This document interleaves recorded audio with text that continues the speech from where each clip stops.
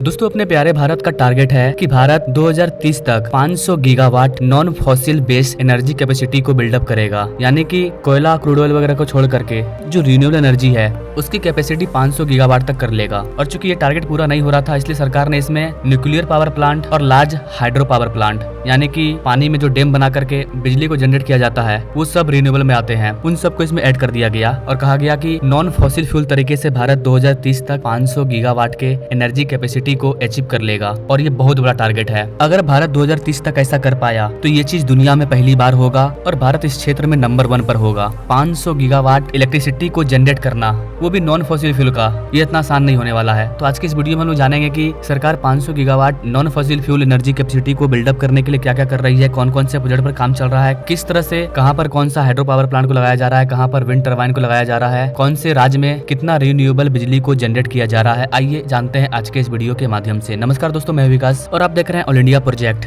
वातावरण को बचाने और क्लाइमेट चेंज का प्रतिकार करने के लिए एक बहुत बड़ा अभियान, एक बहुत बड़ा लक्ष्य भारत सरकार ने देश के सामने रखा है।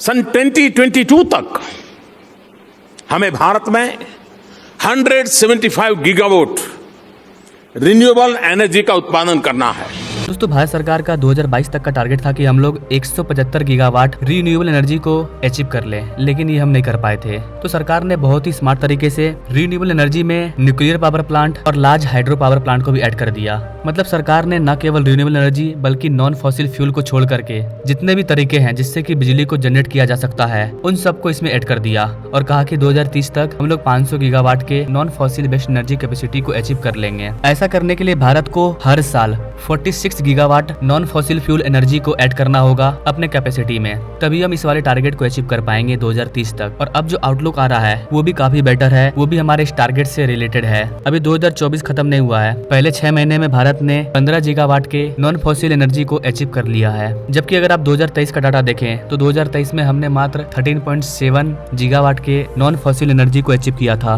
और 2024 में हमने पूरे साल में मात्र 13 से 14 गीगावाट। लेकिन 2024 अभी खत्म भी नहीं हुआ है, 6 महीना ही हुआ है। 6 महीना में हमने 15 गीगावाट के टारगेट को अचीव कर लिया है। अगर ये साल खत्म होते होते हम लोग 40 गीगावाट भी अचीव कर लेते हैं तो हम अपने टारगेट के करीब होंगे। अब सवाल आता है कि इस तरह के टारगेट को अचीव करने के लिए सरकार को कई तरह के प्रोजेक्ट पर काम करना होगा, चाहे नदियों में बांध बना करके बिजली को जनरेट करना, विंड टरबाइन को लगाना, सोलर पैनल को लगवाना, लोगों के घरों के छत पर सोलर सिस्टम को बैठाना, कई सारी चीजें शामिल है। वर्तमान में अपना प्यारा भारत दुनिया का चौथा सबसे बड़ा रिन्यूएबल पावर कैपेसिटी वाला देश बन चुका है। यहाँ पर आप देख पाएंगे चाइना इसमें नंबर 1 पर है, उसके बाद यूएस है, फिर ब्राजील है और चौथे नंबर पर अपना प्यारा भारत। जापान को हमने पीछे कर दिया है इस मामले में। लेकिन अभी भी ज्यादातर आपके घर में जो बिजली आ रहा है या कहीं भी पूरे भारत में, वो ज्यादातर कोयले से ही आ रहा है। कोयले को जला करके हम लोग बिजली को पैदा कर रहे हैं, यानी कि थर्मल पावर प्लांट के जरिए। हालांकि पिछले 5 सालों में थर्मल पावर वाला जो बिजली है वो कम हो चुका है और रिन्यूएबल एनर्जी का जो डाटा है वो लगातार बढ़ते जा रहा है। यहाँ पर आप चार्ट से समझ सकते हैं, करीब 60% बिजली हम लोग सिर्फ थर्मल पावर से ला रहे हैं, यानी कि कोयले के जरिए। इसके बाद करीब 20% हम लोग बिजली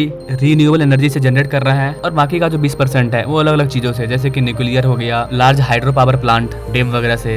अब आप में से बहुत सारे लोगों का सवाल होगा कि सरकार कोयले से बिजली को जनरेट करना बंद क्यों नहीं कर देती है, हम पूरी तरह से renewable hydro power plant, wind turbine, इन सारी चीजों पे क्यों नहीं डिपेंड हो जाते हैं। तो गाइस देखिए, भारत एक डेवलपिंग कंट्री है, हमारी आबादी दुनिया में सबसे ज्यादा है। जिस तरह से हमारी जनसंख्या बढ़ रही है उस तरह से हमें काफी ज्यादा एनर्जी की जरूरत है। हम सिर्फ रिन्यूएबल और न्यूक्लियर या हाइड्रो पावर प्लांट के जरिए अपने जरूरत को पूरा नहीं कर पाएंगे। हमारी एनर्जी डिमांड काफी ज्यादा है, इसीलिए हम लोग कोयला पर डिपेंड हैं। और चूंकि 2070 तक हमें 0 कार्बन एमिशन के टारगेट को अचीव करना है, उसके बाद तो हम कोयला का यूज नहीं करेंगे। तो हमारे पास जो कोयला मौजूद है हमारे धरती के अंदर, उसका क्या करेंगे हम? वो तो वैसा ही रह जाएगा। अभी हमारे पास मौका है, अभी हम डेवलपिंग कंट्री हैं, हम जितना ज्यादा कोयला का यूज करके बिजली को जनरेट कर लेंगे, अपनी नीड को पूरी कर लेंगे, उतना हमारे लिए परफेक्ट है। हमारा कोयला भी यूज हो जाएगा और हम डेवलप भी कर जाएंगे। जितने भी आप डेवलप कंट्री देख रहे हो, चाइना, जापान, जर्मनी, उन सब ने इसी तरीके से अपने देश का विकास किया है। अब चूंकि वो डेवलप हो चुके हैं तो अब उन्हें चिंता हो रही है क्लाइमेट चेंज का, लेकिन खुद तो डेवलप कर गए और जो डेवलपिंग कंट्री है उनको बोल रहे हैं कि आप कोयला का यूज मत करो, कार्बन डाइऑक्साइड ज्यादा बढ़ रहा है, लेकिन आपने खुद तो यूज कर लिया। इसलिए भारत का टारगेट है कि भारत 2070 तक 0 कार्बन एमिशन के टारगेट को अचीव करेगा। हम लोग जल्द से जल्द अपने देश का विकास कर रहे हैं। 2047 तक हमें डेवलप कंट्री बनना है तो हमें कोयले का यूज करना होगा और हम कर रहे हैं। हाँ, ये चीज अच्छा है कि हम लोग रिन्यूएबल सेक्टर में काफी ज्यादा फोकस कर रहे हैं, क्रूड ऑयल का इस्तेमाल कम कर रहे हैं, इलेक्ट्रिक बाइक लॉन्च हो रही है, हर चीज का रिन्यूएबल इलेक्ट्रिफिकेशन हो रहा है। तो आई थिंक कि गाइस गाइस आप समझ पाए होंगे कि हमारा पावर डिमांड कितना ज्यादा है। हम कोयले को अभी गिव अप नहीं कर सकते हैं।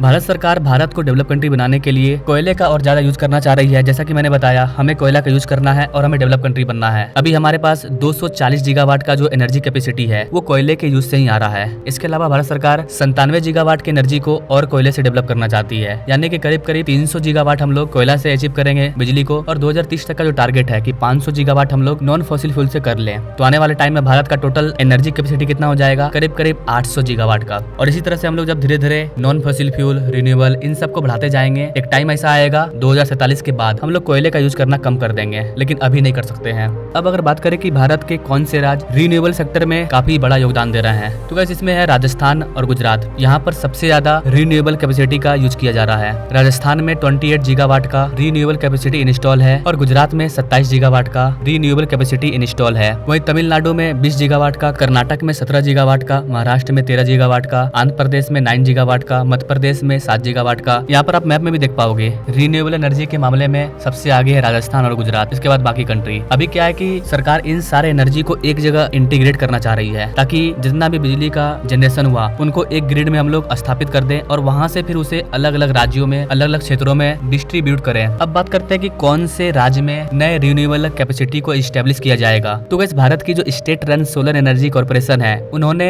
आइडेंटिफाई किया है कि कहां पर हम लोग सबसे ज्यादा और कितना रिन्यूएबल कैपेसिटी को इंस्टॉल कर सकते हैं। मतलब ऐसा थोड़ी है कि हर राज्य में सूरज का रोशनी 12 महीना आता होगा। कई ऐसे क्षेत्र है जहाँ पर हमें कोयला का यूज करना पड़ेगा, चाहे जो हो जाए, क्योंकि वहाँ पर 365 दिन अच्छा सूरज का रोशनी नहीं मिल पाता है। तो इनके द्वारा जिन राज्यों को सिलेक्ट किया गया है उनमें टोटल 8 राज्य शामिल है, जहाँ पर की करीब करीब 181.5 गीगावाट के रिन्यूएबल कैपेसिटी को इंस्टॉल किया जाएगा। रिन्यूएबल एनर्जी में ज्यादातर solar energy important role play कर रहा है, यानी कि जो हम सोलर पैनल को बैठा रहे हैं, सूरज की किरणों से जो हम लोग बिजली को जनरेट कर रहे हैं, ये हमारे देश में काफी ज्यादा बढ़ चुका है। और अब सरकार तो कई सारी योजना के तहत लोगों के घरों पर सोलर सिस्टम को बैठा रही है। इसके लिए सरकार लोगों को सब्सिडीज भी दे रही है। तो इस टारगेट को पूरा करने के लिए कई क्षेत्र में कई प्रोजेक्ट पर काम किया जा रहा है। सबसे बड़ा चीज है कि इन सारे प्रोजेक्ट को कंप्लीट करने के लिए हमारे पास पैसा कितना है। सबसे मेन चीज है बजट। इसके लिए बजट कितना जारी किया गया है, हम अपने पूरे कमाई का, मतलब पूरे भारत का जितना कमाई है उसका कितना पैसा हम लोग इस सेक्टर में लगाएंगे, ये एक इंपॉर्टेंट क्वेश्चन है। तो गाइस आपको बता दें कि इसके लिए भी सरकार ने लंबा छलांग मारा है। अगले साल इस सेक्टर के लिए जितना बजट जारी किया गया था उसको 90% इंक्रीज कर दिया गया है। इस बार 2024-25 का जो बजट है